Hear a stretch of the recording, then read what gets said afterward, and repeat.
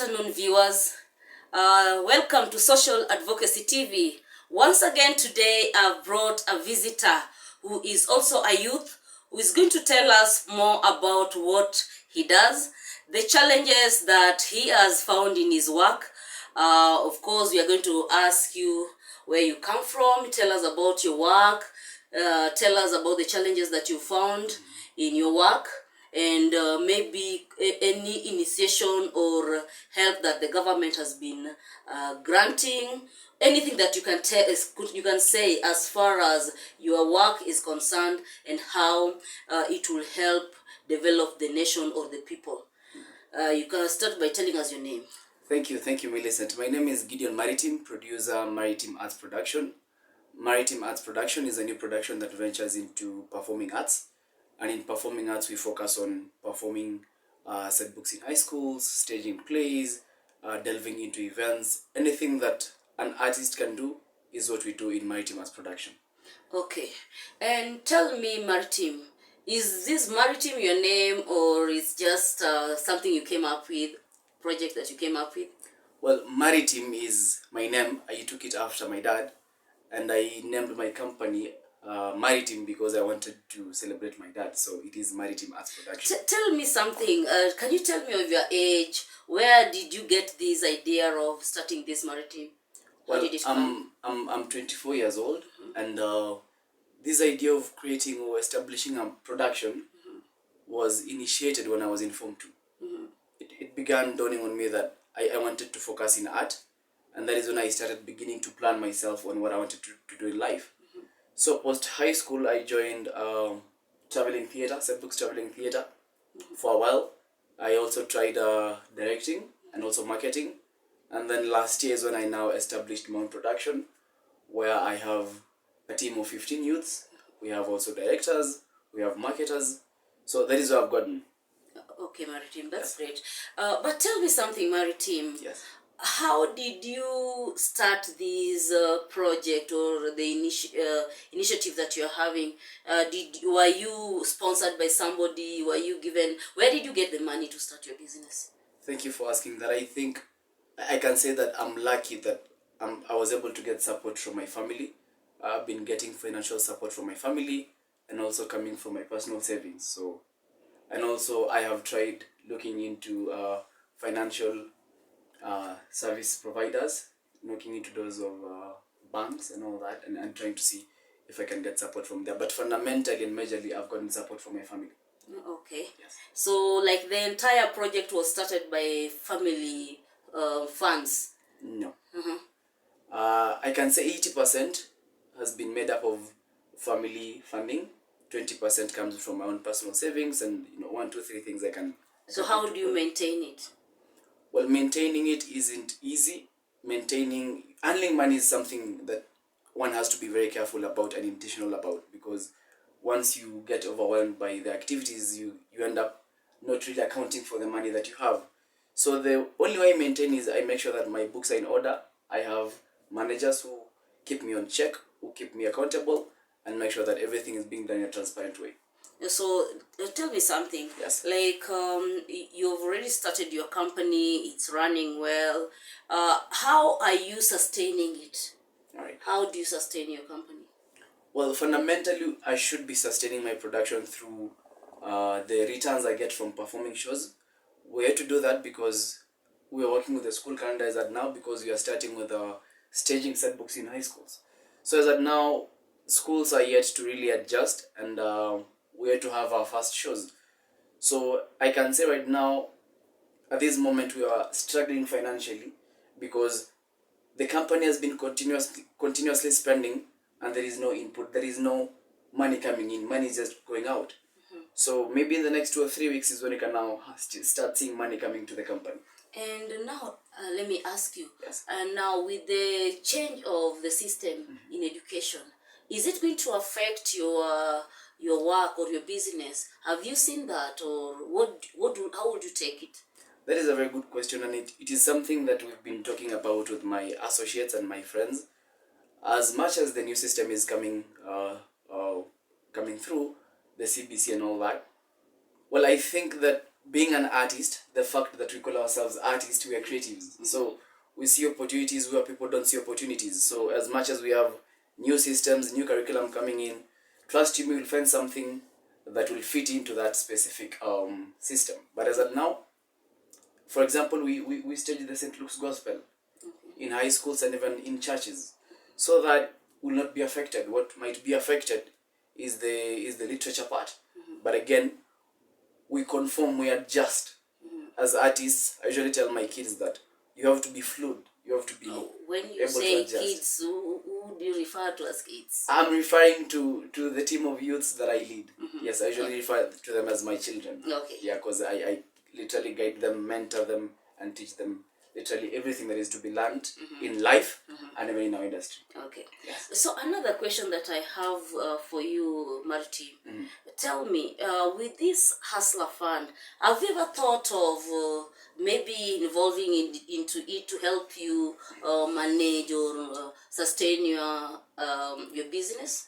And not really talking about Hustler Fund, I have enrolled at the program, and should I say luckily or unfortunately, at the same time I can only access a credit of 500 shillings, right?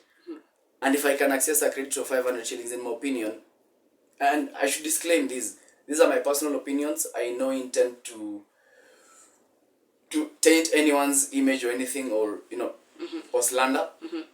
In my opinion, I don't think the Hustler Fund has been of great help to me, because I mean, with 500 or 700 shillings, what can I do with it to sustain my production? You get? There's nothing I can really do, in my opinion, in my industry, to multiply that 700 shillings to become a big amount. Because even the 700 cannot even pay one of my artists. No. It cannot. It can even barely buy the props. So in my opinion, Hustler Fund, it could be working for some people, I don't know. You get? But talking in a generic manner, I don't think the 500 or the 700 or the 1000 is quite helpful, because again, when the president was talking, and I say this with the utmost respect, the president was saying that this is a chance for you to be given credit without, you need not to know anyone, you need not to have someone in higher places and all that. It doesn't matter if you have been in the CRB and all that.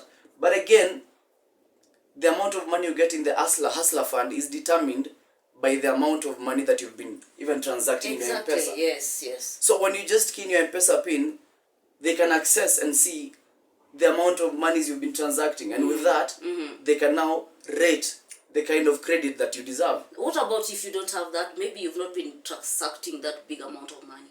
Then I hear most youths, I've been interacting with most youths, and it doesn't go beyond 700. It doesn't. So in my opinion, telling a youth that he can sustain himself or herself with 700 shillings with a degree he or she has, or with a struggle and all that, I don't think it doesn't it's make really sense. substantive, in my opinion. I think something Should be done better. We can do better as a country. So what would you propose that maybe can be done so that the real change or transformation that is needed can be seen as far as empowering the youth is concerned? For me, I believe in a different school of thought. I always tell people I interact with that never fully depend on the government to even make you successful. It is about you as a person. What is your mindset? I think your mindset is a very powerful tool. But look at this, Nani Martin. Yes. Here's a case where you at least starting your business, you had your parents who are there for you. Maybe they funded your project. Here's a case where maybe I'm an orphan. I have nobody to stand for me. I don't have a tall brother or a tall uncle. I have to defend on my own. So this is the only opportunity or chance that I've got to get at least some money. So how would you rate me, or how would you take such kind of people? How would you help them? For me, I'd tell you that, Millie, again, you don't need to have anyone in higher places or in higher offices. The government doesn't need to come and knock at your door for you to wake up and work. I mean, I have seen Kenyans do work hard, but then again, how are we working hard? Are we working hard objectively? Because the kind of activities we engage in daily, the small returns we get, how are we spending it? How is our financial literacy? In fact, that And has such brought me, things now. has brought me to a question again. Like, some people do ask, how is it that here in Kenya, we as the youth, we try to create jobs and they don't really work for us? And strangers from other lands, like we have Tanzanians, Maasais from Tanzania coming in, we have Nigerians, we have people from Ghana, people from different countries coming in, and they get very successful in the works that they've started, or their initiatives. So what would you say about that? With that, I can refer to the Bible. If you know the story of Jesus, Jesus was never welcomed in his home. And as they famously say that you are never welcomed in your home.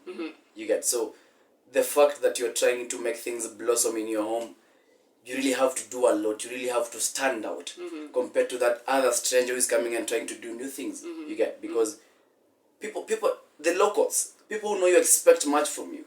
So that is why you find it very difficult to grow in your home compared to when you go to a strange place, start new things. That is better off. But now coming back to your question about what will happen to someone, or what should someone who doesn't have access to say funds from, or even connections or networks up there, for me, I'll tell them this: sit down, plan yourself, think objectively about your purpose in life. After you've done that, really plan yourself objectively. And start small by small, step by step. Where small by small means, because even that small by small means you have to have something. Yes. We are talking of 700 shillings or 500 shillings from Hustler Fund. How would you start a job with 500 shillings where you'll need, maybe, let's say you don't need a license, yeah? How will you start with that? For me, I'm telling the youth that we should stop depending on the government and let us depend on each other. There are youths who have made it. Yeah. There are people in Kenya here who are not in the government and they have made it. Young people, let us go network. Let us know people. Let us talk to people. Let us sell our vision. Yes. I think that is the only way, instead of depending on the government to come and give you money. Go out there, network, put yourself out there, let people see you and see the work you can do, and they will support you. Kenyans support. I agree with you on that, Matimi, because even me, like, I would say I was in that situation, you know. Like, I never had a job after trying this and that, you know. Initially, I was employed by the government on contract basis, and this was like a political appointment, yeah. And by the fact that you are leaning towards one party, because I was working for Raila Odinga, and getting a job has become a problem. Nobody wants to give you a job just by the fact that you are working for him, you know. So you try, you have papers. Right now I have my masters, but going to look for a job, nobody wants to consider you, you know. So the thing is, I sat down and thought, like, now, should I remain jobless for life? And looking at the Hustler Fund, 700 cannot do me anything. So I decided to, of course, look at the gap that is there. And I came to realize, as much as YouTube has brought us something that can help, I felt like I need to network, look for people, of course, solve their social problems, just like what I'm doing right now in Social Advocacy TV.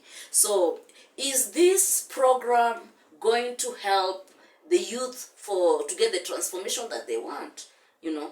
And I'm also looking at it from the perspective that would I be able to get maybe a sponsor or people who may come in to support in this program? That is what now we are talking of, creating of jobs, you know. Yes. Creating of jobs. I've created myself a job.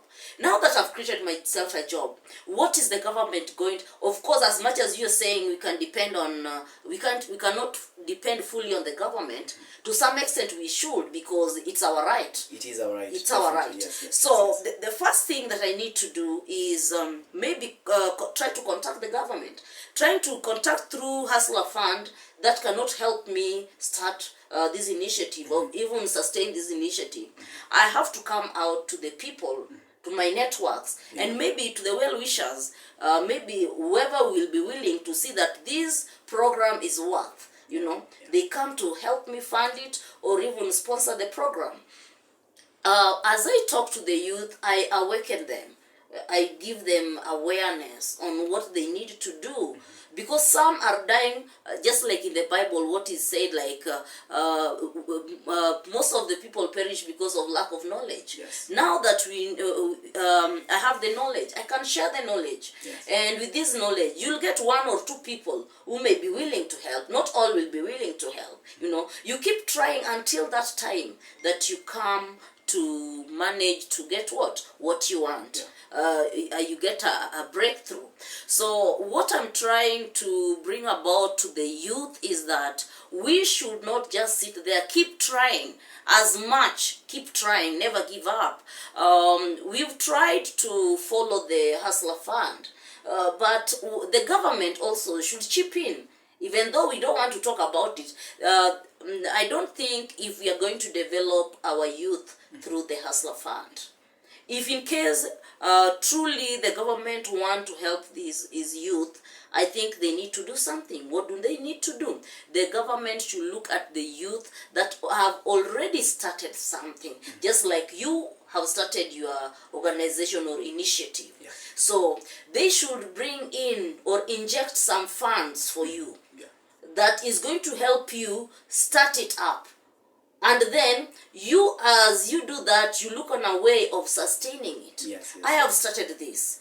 The government, if they see that it's something that is going to help transform the people, educate the people, they should inject in some funds. That is true. And they should monitor and see if this organization or initiative is growing or not.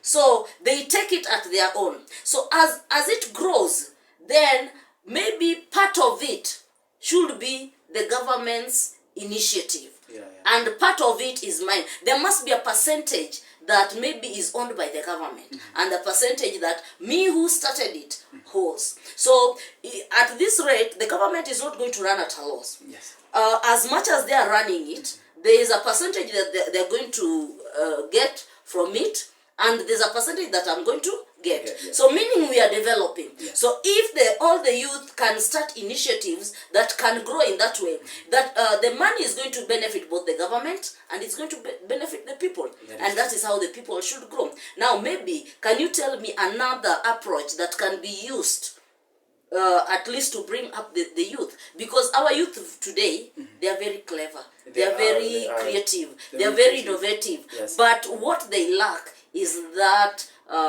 they lack what is called who to start up their whatever the ideas that they have, who to fund them, who to give them capital to begin. And truly, there is no way they can begin without capital. That is true. What do you say about that? First of all, everything that you've said is I share the same sentiments with you, that first of all, knowledge is very important. Yeah. Without knowledge, you're bound to get nowhere. And it's not about, in my opinion, it isn't about what you're doing. It's about what you're becoming. You're becoming. What kind of a person you're becoming. Then the things you want in your life will start following you. You start attracting that. Right? So I think fundamentally as young people, we should work on ourselves. We should work on our mentalities. We should work on discovering our purposes, what we want to do in life. Let us get enlightened. Let us learn. Let us read books. Let us listen to people. Let us listen to mentors. Let us listen to elite people. Let us learn from those who have succeeded, those who have failed. With that, it will shape our mindset and it will shape who we are becoming. But do you see a future with the rate that we are going? Do you see a future with the youth? Or do we need to do something different for us to have a future? Well, definitely, in my opinion, I think we need to do things differently. First of all, I mean, the government has to be involved in this because they are our representatives. Yeah.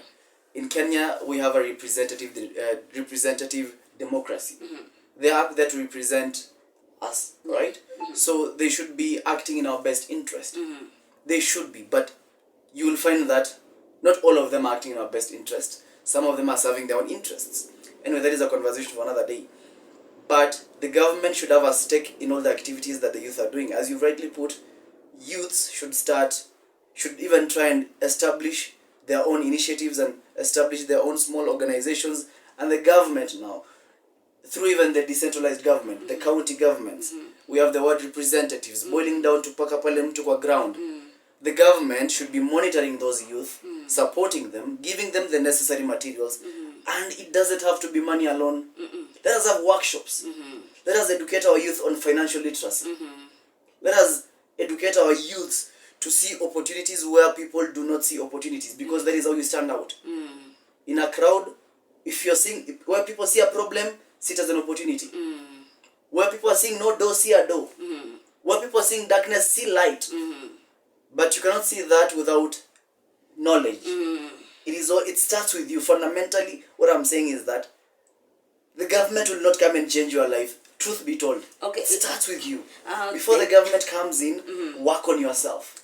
There's also something that is bringing us down, that most of the people tend to talk of during this time, after elections. It was like, myself, I'm a Luo, you are a Kalenjin. Yes, I'm a Kalenjin. Kipsigis. Yes. So a Kalenjin and a Luo, people see, like, by the fact that the president is a Kalenjin, now, like, he may not be willing to support the Luos. Would you support that notion? Because for me, I don't see if it should be so. I should know you like I know you as Maritime. Yes. Not because of your tribe, but I know you because you're a hardworking person. I see a potential person, a potential youth that, if well molded, can turn to be somebody that will help the society. You see me as Millicent. You see me as a potential woman that, when molded, can transform the society. So what would you say about these tribal things that is trying to deteriorate our relationship or as a people? All right, thank you. First of all, I think we should, first of all, acknowledge that we are a diverse country. Yeah. And it isn't something unfortunate. It is a good thing. It is a blessing. We have different identities, different cultures, different practices. We engage in different economic activities. Yeah. We complement each other. All right?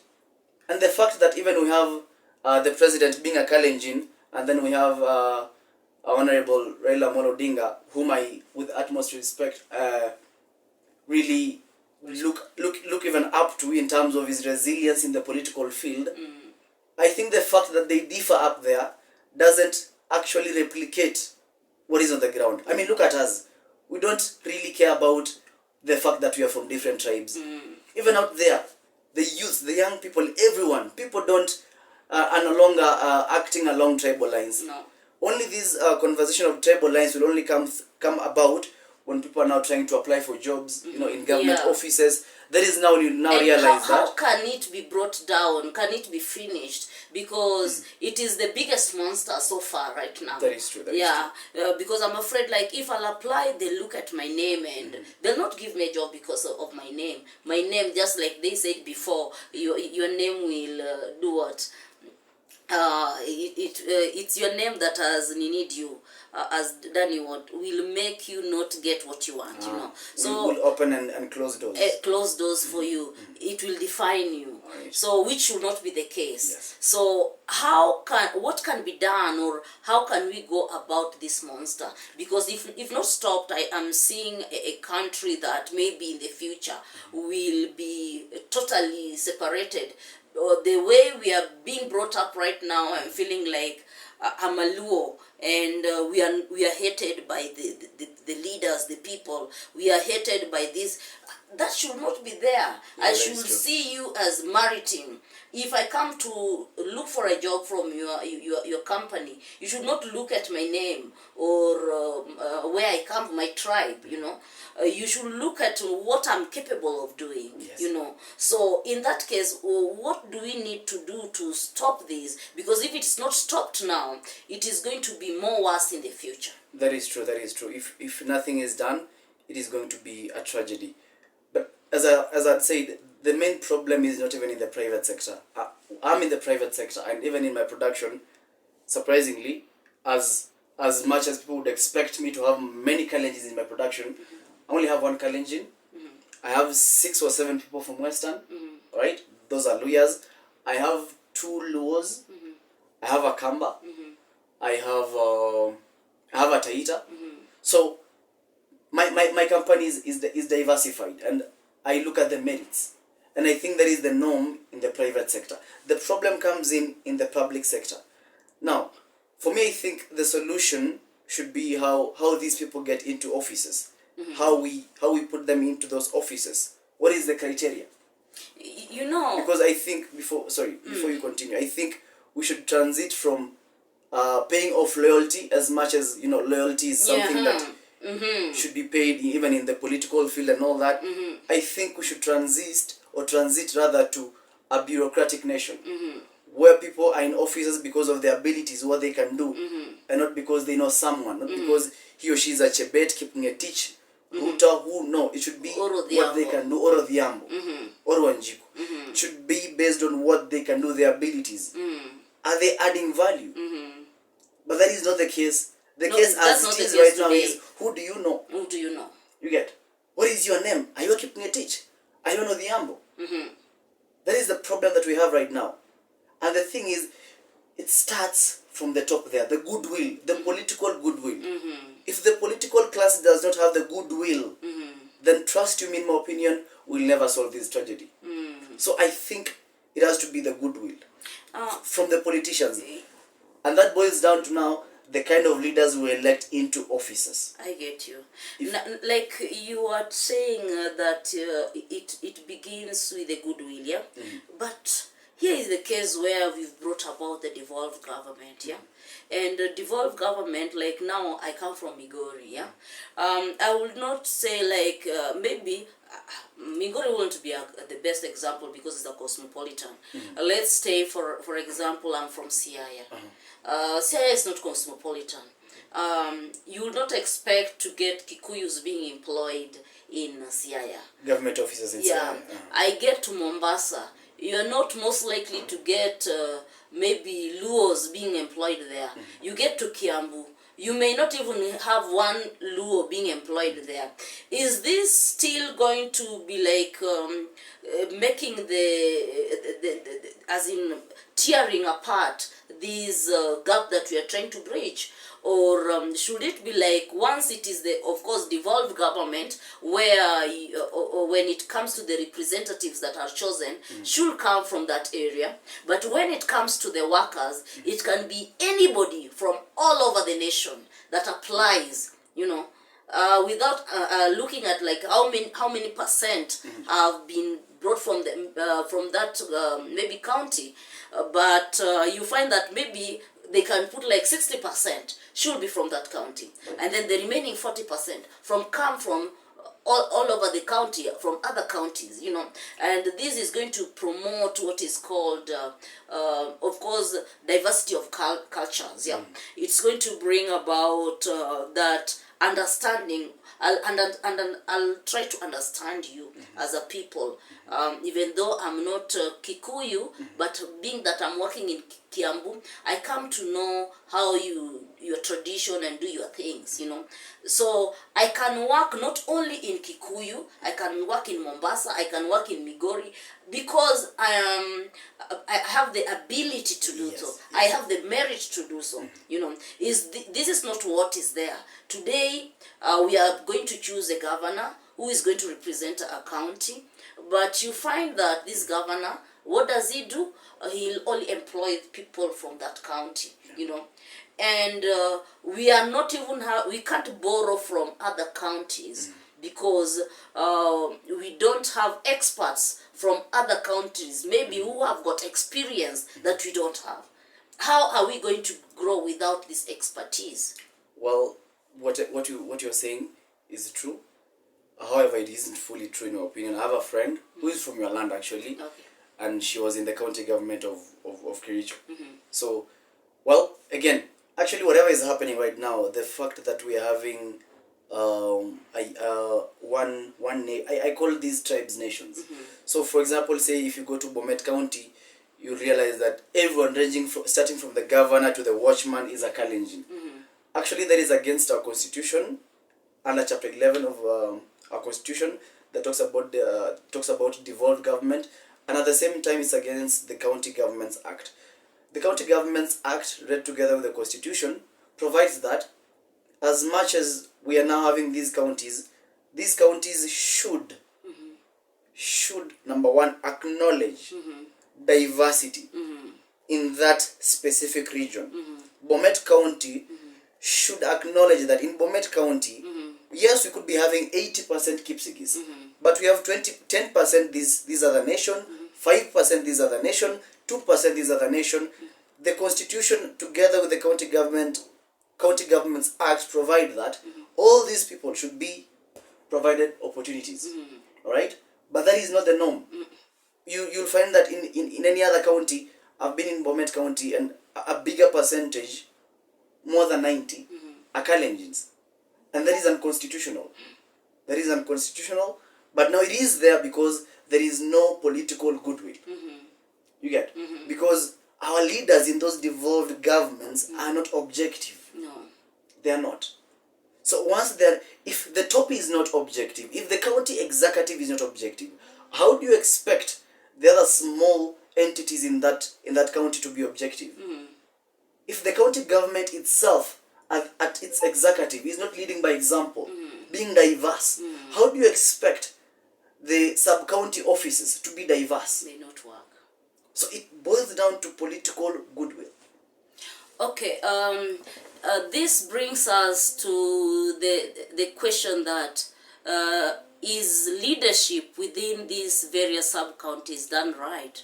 You as the governor, you as a leader coming from whichever government out of the 47 counties, what is the transformation that you are doing concerning or towards ensuring that the people that you employ are represented from all over the nation, not minding about the fact that you are the people working there are just from that particular community or a people or a society or a nation. Yeah, this will help curb the gap of transformation where we'll have diversity, and not just talking of diversity but real change, real transformation that would enable our people to get the change that we want. So I thank you very much, Martin. I will still continue calling you. Maybe we keep discussing about this, Yes. on how change can be done or transformation can be done within our nation. This will help our people to see the sense of making the right decisions and making the right moves, and also even implementing policies that would effectively work for the sake of the whole nation, not for the sake of few individuals that are making themselves rich on behalf of the people.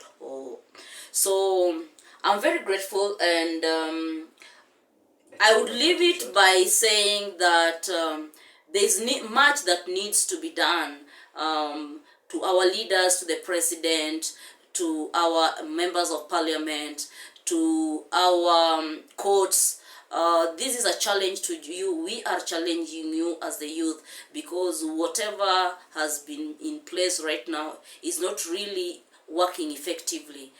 Something needs to be done. As much as you are representing us in parliament, there's still a gap. that you need to know, to see, that maybe you are not seeing.